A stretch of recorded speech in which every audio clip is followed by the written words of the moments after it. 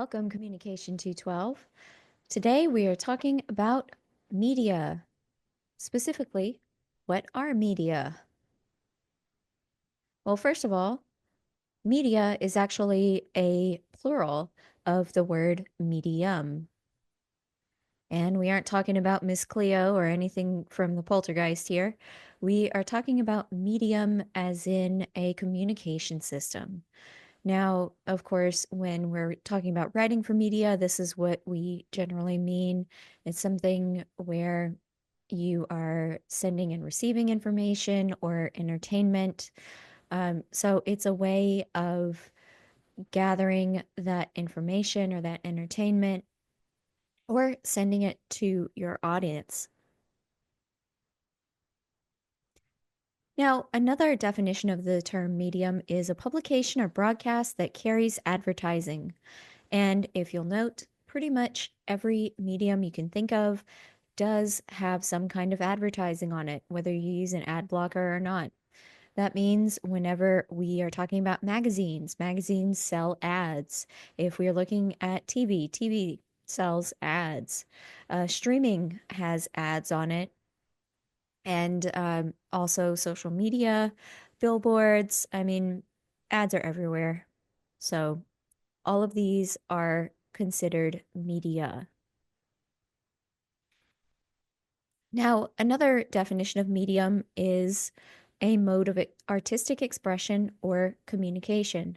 So, this is still going to refer to media, and a medium in this sense, of course, we're looking at something that is a little more artistic, like a song or a painting, or it could be something that refers to medium in this sense, and it could also refer to the advertising sense.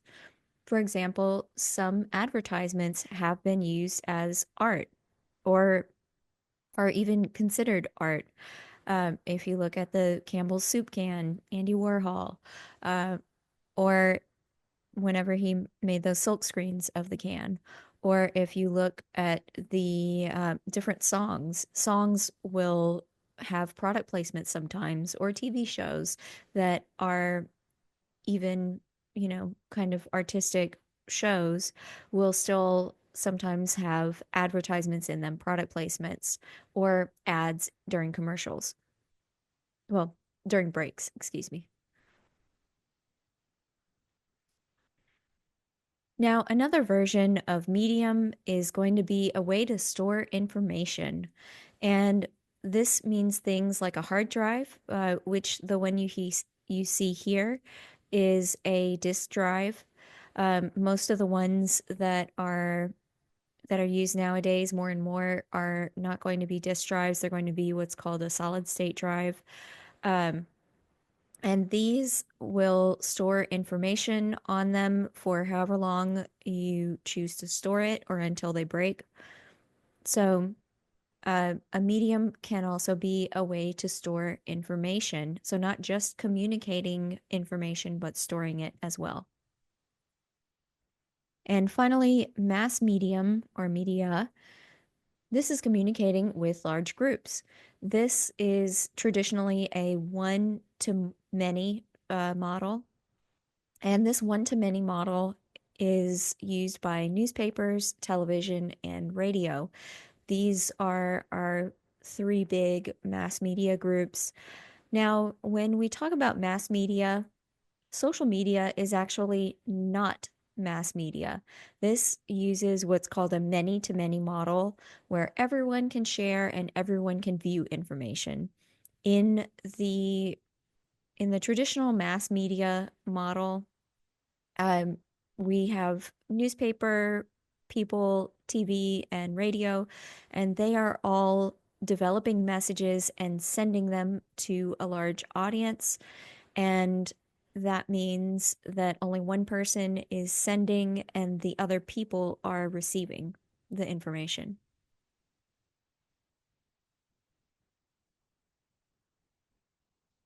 So, in review, when we talk about media, the term medium means a channel or system of communication, information, or entertainment. So that's a good general definition for the term medium. Mass medium is a communication designed to reach large groups of people and uses a one-to-many model.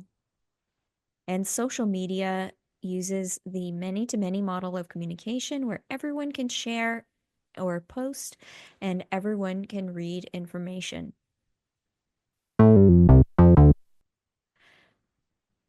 So here's something. Which medium did you use first today? Did you use a direct or text message, social media, web search, radio, audio stream, news website, other, or nothing? Which medium did you use first today? Did you send a text message maybe? Use social media, web search, radio or audio, news website, other, or nothing? All right, let's move on to talking about writing for media. Now that we know what media is, we'll find out the basics of writing for it. Now, media writing uses a combination of research and style. And there will be different styles used, but in general, when we're talking about research, especially for media writing, we're going to use a lot of the same techniques for everything. Um, might be some different people involved, especially when we get into advertising, but for the most part, everything in media writing includes research and it includes some type of style specific to that medium. And also, when we're talking about writing for media, you need to figure out what are you communicating? Why are you communicating with people? They need to have a reason to listen. Otherwise, they won't. And based on your topic or medium, you want to consider who is your audience. Now, the reason it's your topic or your medium, sometimes, like whenever you get a job at, if you happen to get one at a radio station or a TV station or something, you aren't necessarily choosing, you're going to choose lots of different topics, but you're still using the same medium. Sometimes you might have more specific topic needs, but in general, when we're looking at your topic and your medium, think about who is your audience? Who are they? Are they people who are going to relate easily to your topic, or will you need to find a different approach with them to help them understand what's going on? How does your audience relate to your topic? And also, what are your sources of information? How are you going to get this information and convey it to your audience? Well, you are going to do some research. Yay! So, research, whenever you are conducting research, you want to make sure that you are using sources that are accurate and reliable because you want to convey worthwhile information to your audience. And not only that, but whenever you're writing for media, think about different ways that you can approach the topic that may not have been used already. So if you see several news stories using, let's say they only include the information from the police officers covering the case, and they don't have any information from the other people involved. Well, maybe you can go and interview the other people who are involved. So think about different pieces of information that you can include. Another one would be if you have a lot of cases that involve the police, maybe you notice that there's a pattern in the number of or of a specific type of case. Like maybe there are a lot more copper thefts going on at sites, or like for a while there were lots of people who were taking a certain part out of a vehicle and they were reselling them, and this led to lots of of thefts and things, and so you can ask questions about that and develop a news story instead of just reporting the same thing over and over again. So find a way to make your to give your audience some new information, and also use the medium that you're choosing to help you approach it from a different angle, or maybe to include a new style when you're talking about whatever your subject is. Now, when we talk style, this is going to vary based on platform. The writing that you do for a traditional newspaper is not going to be the same style of writing that you post on Instagram. So you want to make sure that you are meeting your platform's style requirements and using that to help you highlight what's important to your audience.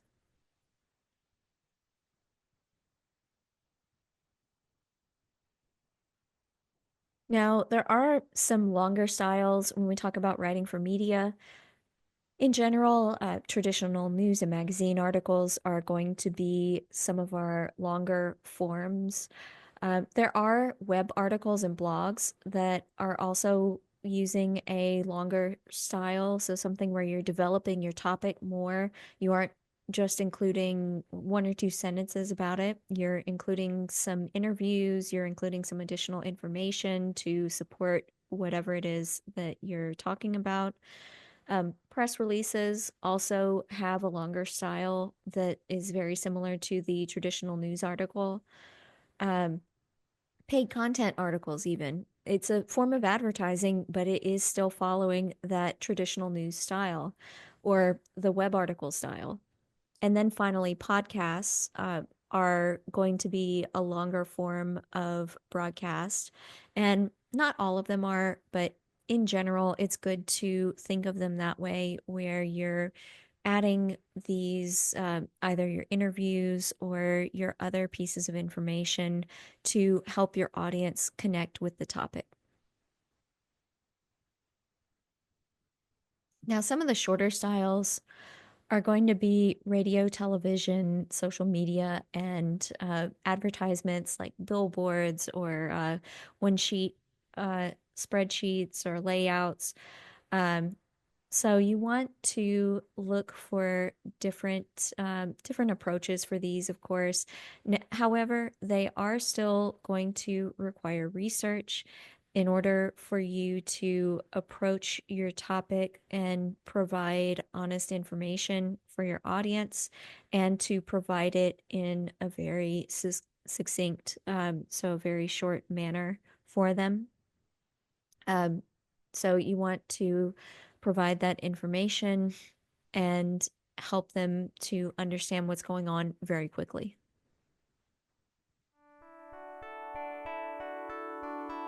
Now, here's a quote from The Medium is the Message, which is from an essay called Understanding Media, The Extensions of Man by Marshall McLuhan.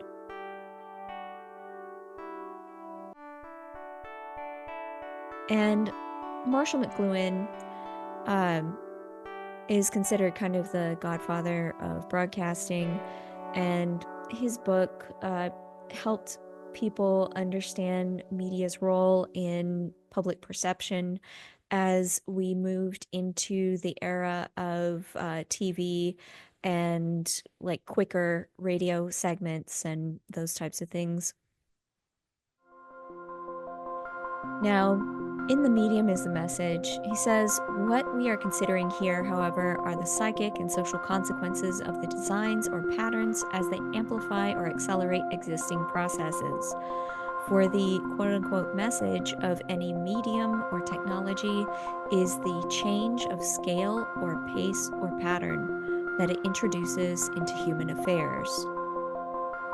Now think about that for just a second, the change of scale or pace or pattern.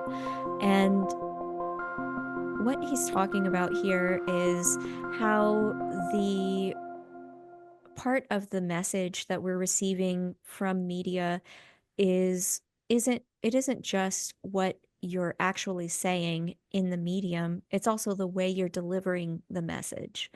So now this was written, well before we everyone had internet and those kinds of things. So before that and before, of course, social media, but at the time, people were worried that the world was moving too quickly with television news, and that people were getting information too quickly, and it was changing the way that we interacted with each other and with different things, and that it was going to change the way our society functioned, which different people, including arguably McLuhan, went back and forth about how this type of change affected humanity. And he compares our communication method with the advent of the railway. So before we had railroads, people went by horse and buggy, or you walked places, or rode on horseback or whatever, and it would take days for you to get places, weeks, months. If you've ever played Oregon Trail, you know that sometimes you die of dysentery and you don't get there. So they um, they have a they have this problem at that time, pre-railroad, where people are trying to get across the US and they can't because, or it's very difficult for them to get there. They have to go through all these different things and it takes ages to get there, what have you.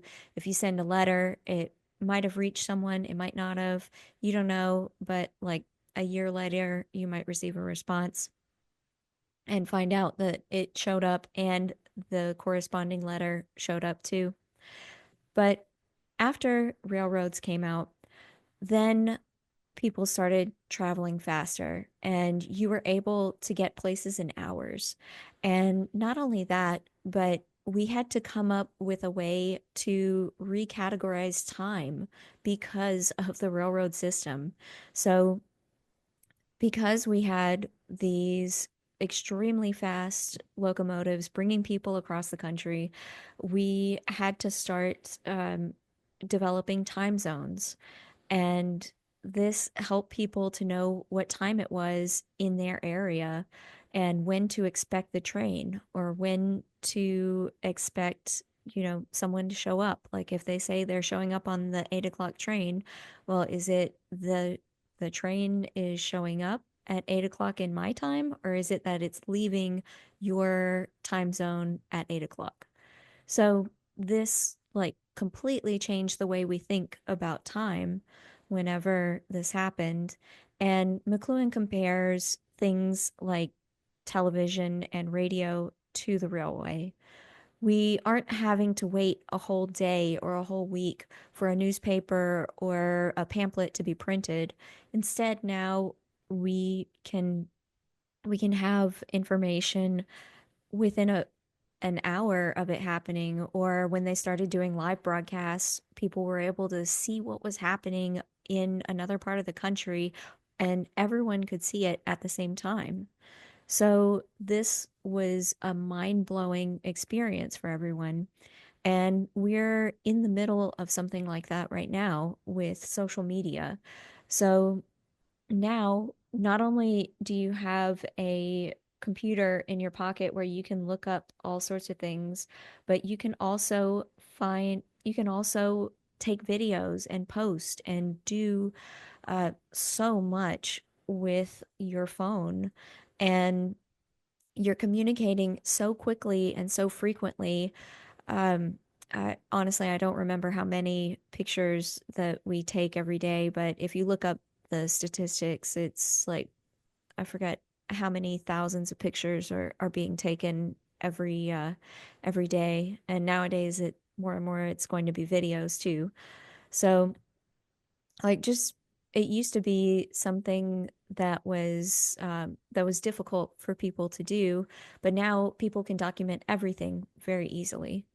And that is going to change also the amount of time you have between learning something and posting it. Think about how many times you retweeted something or you reposted on another platform, something that a friend sent you, but you didn't stop to click the link or look at it first, and then later you found out that it was fake. So that's the type of thing that you want to be aware of as we move on in writing for media, and as you move on in life to think about what's happening whenever you are conducting your research. Um, Now, does this mean that things like peer-reviewed journals and newspapers and stuff are infallible? Absolutely not. But it does provide a different type of communication. Most of the time, when we're looking at those types of sources, the longer format ones, we are looking at something where a person hopefully went into more depth in their research and they are communicating this information from that more professional level of research and providing it to their intended audience. Um, Now, of course, social media posts do have their own place in research and everything, so you shouldn't completely discredit them, but it's just think of it as like lots of different levels of media that are happening.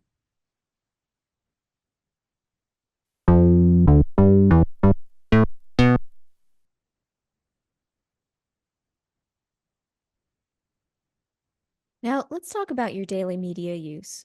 Which medium or media do you use every day or almost every day? Give that a think for a second. And what about this medium appeals to you?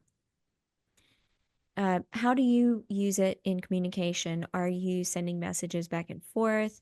Are you mostly reading headlines? Are you reading articles? Are you watching videos? What's going on there? Um, and think about the sources you're receiving. So, a lot of platforms, especially if you're looking at things like the Google News feed, or if you're looking at social media feeds, you'll notice that a lot of times they're going to push something that says, like, oh, discover this new item a little more often than, or sometimes a lot more often than the things that you actually want to follow. Um, and that's something to keep in mind as you are exploring media.